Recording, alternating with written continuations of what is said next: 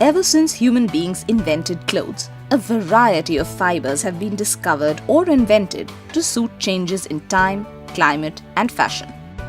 Silk is one out of many fabrics that have been in vogue over millennia, despite drastic changes in our tastes. Since it was discovered, fine, strong, lustrous silk has been wooing the world. The cultivation of silk and the craft of silk weaving are even more fascinating.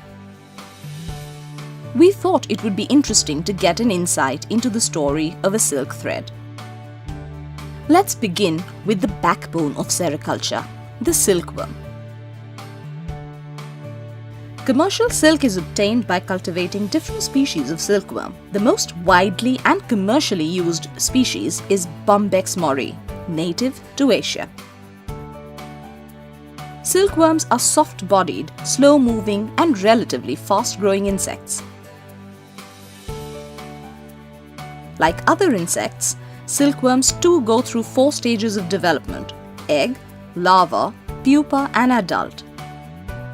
The larva is a caterpillar. The pupa is what the silkworm changes into after spinning its cocoon before emerging as a moth. Since the silkworm grows so drastically, it must shed its skin 4 times during its growth. These stages within a stage are called instars. The eggs normally hatch during summers, which coincide with the mulberry tree regaining its leaves after shedding them in winter. Eggs hatch within 25 days depending on the weather, with warmer weather hastening the hatching process. A silkworm's preferred food is white mulberry leaves, though they may eat leaves of other mulberry species as well. Due to the practices of our ancestors, silkworms have become fully dependent on humans. They eat continuously and therefore need to be fed at least twice a day. New hatched silkworms are tiny and feed on young and tender mulberry leaf shoots. The mature silkworms eat more mature leaves. As the pupae continuously eat, the containers get filled up with their excreta. These therefore need to be cleaned periodically. Furthermore, silkworms are prone to diseases. Farmers must maintain a high standard of hygiene for rearing and handling these precious creatures. In addition to this, the containers should be maintained in such a way as to prevent other insects like ants from invading. After 20 to 33 days of constantly munching away mulberry leaves, the silkworms feel the urge to cocoon. At this stage, the silkworms are a pretty sight. They become translucent and acquire a yellowish hue. Just before it begins cocooning, the silkworm excretes a runny fluid to clean out its system. It then oozes a tiny drop of silk for anchoring. Then it goes on to draw one long, continuous filament of silk by swinging its head from side to side. It takes a silkworm around 48 hours to fully complete this process. The result is a perfectly ovate cocoon made of a single continuous strand of silk measuring up to 1 kilometer in length. After 10 to 14 days of developing inside the chrysalis, the silk moth appears from the cocoon. Silk moths cannot fly due to thousands of years of domestication. They need human assistance in finding a mate and lack fear of potential predators. However, almost immediately after emerging from their cocoons, male silk moths leave their containers in search of a female mate.